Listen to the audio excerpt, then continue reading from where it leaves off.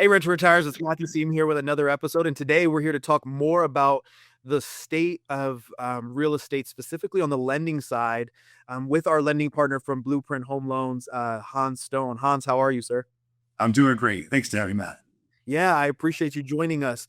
So you run the lending there with Blueprint Home Loans, one of our lending partners, and we're excited to get you on this episode because as we're recording this, the country is in war.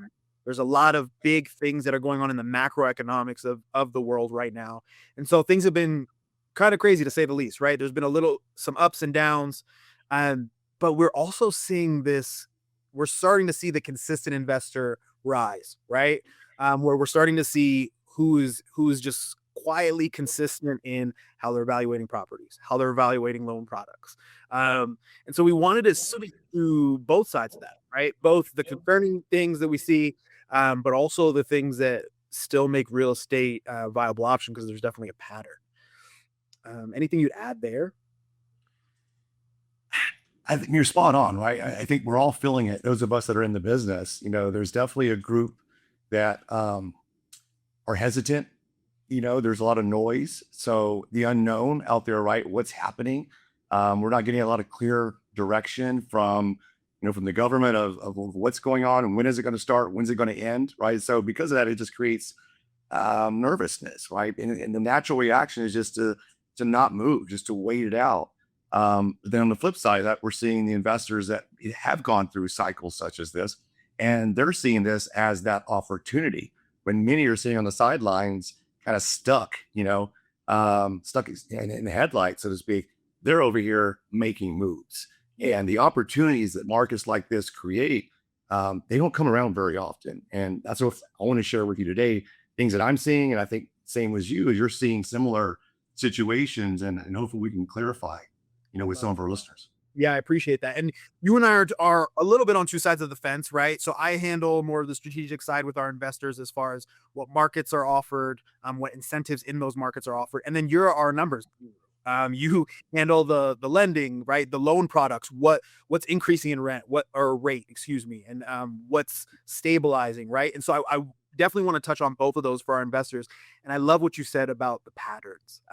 We were talking a little bit off mic because you were in the game already in 2008 with everything that happened there. But since we've been around for COVID, we've been around for the bounce back of COVID, the stabilization of that, where people are like, well, no, I'll just wait for the 2.99 interest rates to come back, right? And obviously, that sideline group is now in instead of at 4%, they're now in at 6%, right? And I see that. Can you speak to maybe some of the things you've seen patterned out over the last? I mean, you've been in the business a while now. What you've seen in those patterns? I think here's the simplest way I think that most don't realize, and that is nothing stays the same forever. Nothing is consistent, right?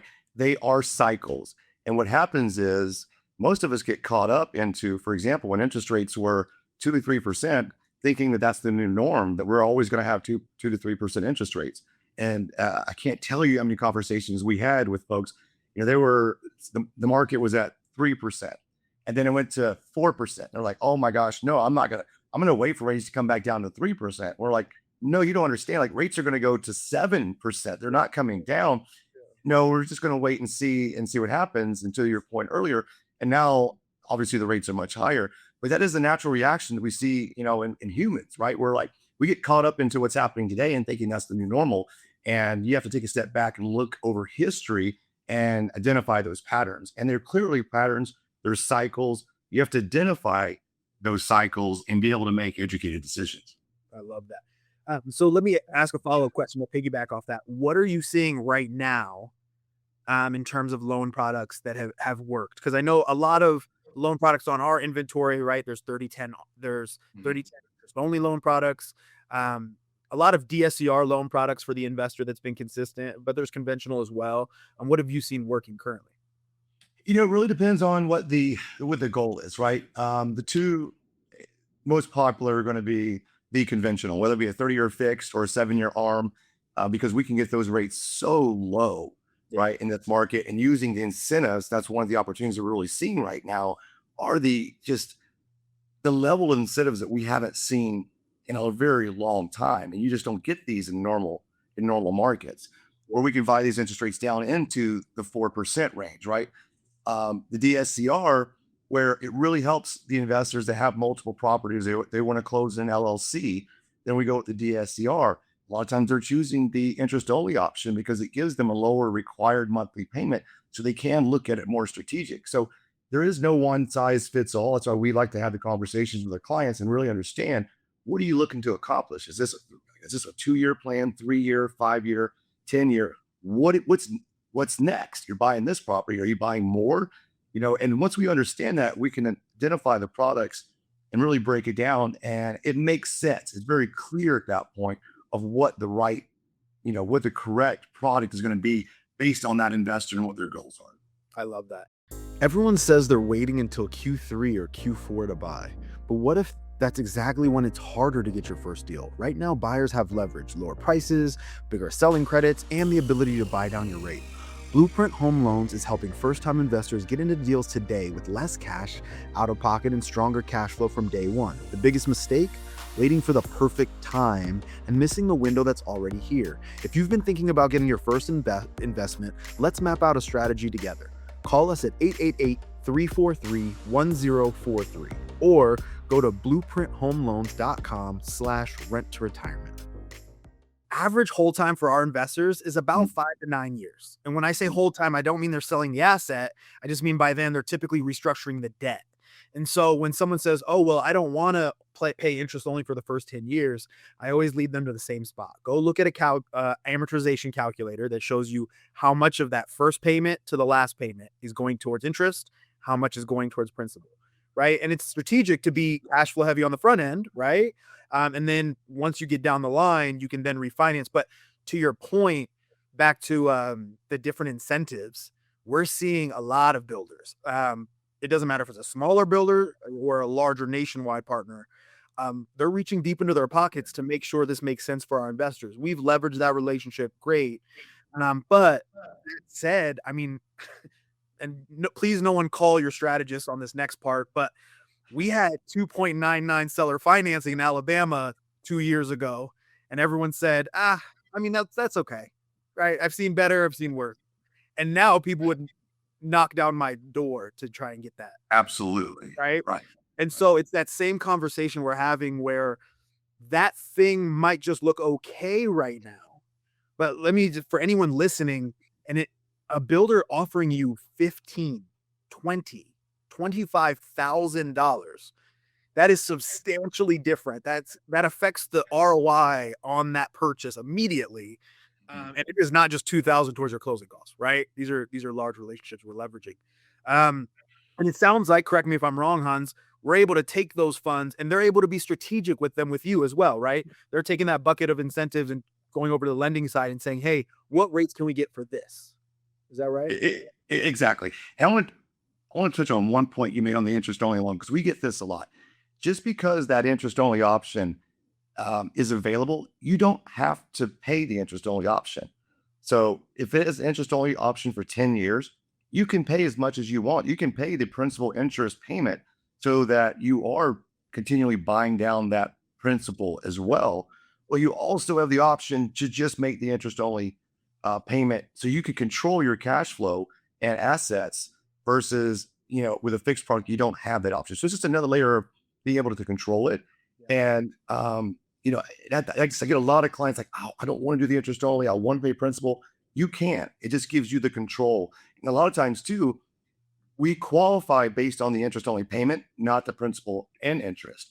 So a lot of times we can get a lower interest rate because of the cash flow that it generates with an interest only versus a principal and interest rate as well. So these are little things we try to educate our clients, and just, I know you know what you know, but let us help you understand the bigger picture so that you can really decide the pros and cons of each and you drive it for your investment strategy. I love that. Thank you for saying that, because it's important, right? Allow us to help where there might be gaps in knowledge. And kind of pushing the conversation forward just a little bit, let's talk about zooming out. Let's talk about what this looks like, because and forgive the corny one-liners, but I love what Warren Buffett is quoted in saying, right? In that you want to be greedy when people are fearful and vice versa. And so um, when we're looking at this from 5 years out, when we're looking at this from 8 years out, there's a lot to be said for owning the asset and then refinancing when it fits your life, right? If 8 to 12 years down the line, you have a little bit of equity stashed away in this property and you want to do a cash out refinance, feel free. But the market is going to have changed over 12 years. We tell people all the time, there's a big difference. There's a big difference between buying one property a year over 6 years or buying six properties and owning them for 6 years, right? The longer you 100%. own that asset, the longer you own that asset, the more that everything it performs in is under you. Um, have you seen? Well, let's talk about two. Let me ask you two questions. One, what boats have been missed? Where have you seen investors maybe swing and miss? Where you think, "Oh, I really wish you would act on what we're talking about right now." Number one, right now is such an amazing opportunity. And I know it's scary. We can't deny it. There's unknown. Like, there's so much unknown. There's conflict happening, right? I mean, they're shooting missiles and it's like it's chaos. It's easy to sit on the sideline. I would say right now, not to call anybody out, just the facts that we're seeing 65% of our investors right now that we're talking to on a regular basis, and we're talking to 50, 60 folks every 3 days. We're talking about 60 different investors, right? And they're sitting on the sidelines. They're waiting because, and there's a long list of excuses. And it's really at the end of the day, if you look at it, if you peel it back, they don't know what to do, so they do nothing. On the flip side of that, we have investors that have gone through cycles. They are a little bit more experienced and they're a little bit more weathered, right? And they are making moves right now. And they are getting the best opportunities that we have seen in years. Because folks, this is a very, very temporary situation that we're in. It will not last. It may last another week, 2 weeks, maybe a month, but it is a very short window of opportunity that we have right now. And just because the conflict, the builders are gaining, they have more inventory because they're still building. Like, they didn't stop building. They're still building through all of this chaos because they know what's coming. So the inventory is built up. So they've got to move inventory. So they're going to cut prices. They're going to give more incentives. They're going to do things necessary to move the inventory off their plate today to make room for what's still coming behind them. And with that becomes these opportunities where now a buyer has way more leverage than they've had in the last couple of years to be able to negotiate a deal that's going to perform that asset perform better than it typically would. So now is the time that you can really leverage and level up your portfolio in a way that you don't typically get. I love that. And thank you for harping on that. And I want to piggyback off that as well, right? If you're running a lemonade stand and you only have one guy in line, you can give him the whole jug, right? But as soon as that line is backed up to the street, you got 30 people in line waiting for your lemonade. I mean, you're not giving discounts left and right, right? And the builders are the same way. That's spot on. Regardless of what's going on, these builders are building huge developments, and that doesn't stop. Their business model doesn't stop. And so, And also, let me add there too. Interesting thing, our pre-approvals haven't slowed down. So the pre-approvals are still coming in at the same pace.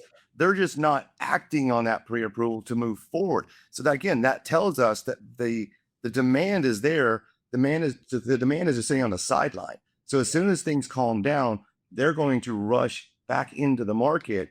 And now, when you have higher demand, the supply, the builders, the sellers, they're not going to have to give as much incentive, right? They're not going to have to be as flexible.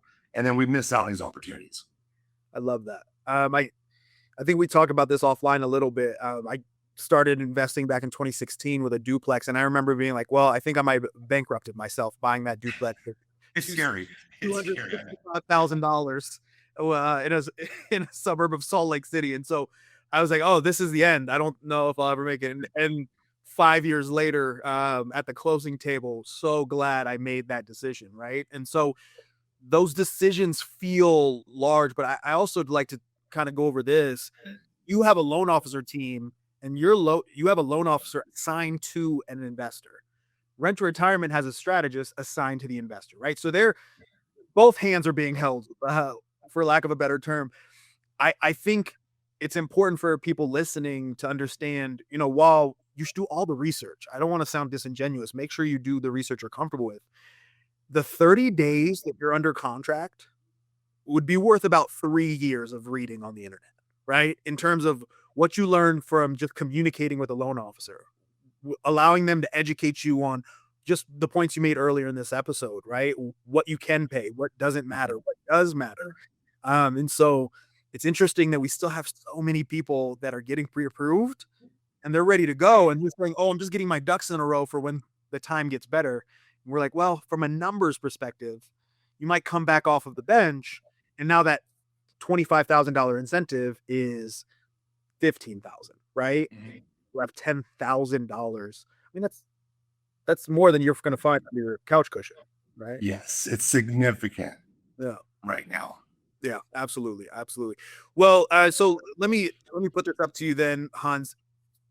From what you've seen, how long you've been in real estate overall, can you give anyone listening who is part of that 60%? Let's say they're pre-approved with Blueprint, they're excited, they're geared up, they have the capital ready, and they felt what we've talked about already before we ever released this episode. Hearing this as a confirmation, what would you say to that investor who's right on the cusp, but still is just a little unsure? First thing I'd say, I'd ask the investor to ask yourself, what's holding you back? Why are you holding off right now? And go through that exercise. Is it fear or their actual objections, or obstacles in the way that's preventing you? And sometimes there is. Sometimes there's, income it's fluctuating. Sometimes there's barriers that, okay, that makes sense. You should set aside. But if it's truly just emotions of the unknown, just walk through the exercise, write it down on paper, get it out so you can identify what those delays or what those hesitations are and address it. And then speak with us, speak with your strategist on your team, speak with us. Let's go through the exercise of really understanding it and not assuming that it's not a good time to move forward. And let's do the work. Let's run the numbers. Let's look at it. Does it make sense? And if it pencils, then yeah, it's uncomfortable. That's investing. That's real estate investing. That is investing in anything. It's uncomfortable, right? But that's what makes a good investor, is being able to control themselves in those periods of being uncomfortable and still being able to move forward, make decisions, and get to a point where you can say, yes, it's a good decision, or no, it's not. But if you don't even take the steps to get there, you're not giving yourself a chance, and you're not giving yourself and your family a chance to create the wealth that's why you're here, is to create wealth for you and your family, and you're not giving yourself a chance to do that. I love that. Thank you so much. That's really helpful information. And if I could maybe tag on a little piece of unpopular advice, look, if all the numbers check out and it's just the school zone, you have a great investment, right? Like there's sometimes from the strategy side of it, I've talked to so many investors who have this very intricate buy box. And we just have to make sure and be helpful in, hey, if this truly isn't a fit, great. But to your point, let's not trip over quarters to save pennies, right? Yeah. We want to be able to zoom out and make sure we're saying, hey, we're looking at genuine, consistent, long-term investments, right? We're not looking for a get-rich-quick scheme here. We're trying to be consistent in your process, because once you have those inputs down, the outputs will speak for themselves, right? That's amazing. Hans, thank you so much for taking the time. We appreciate it.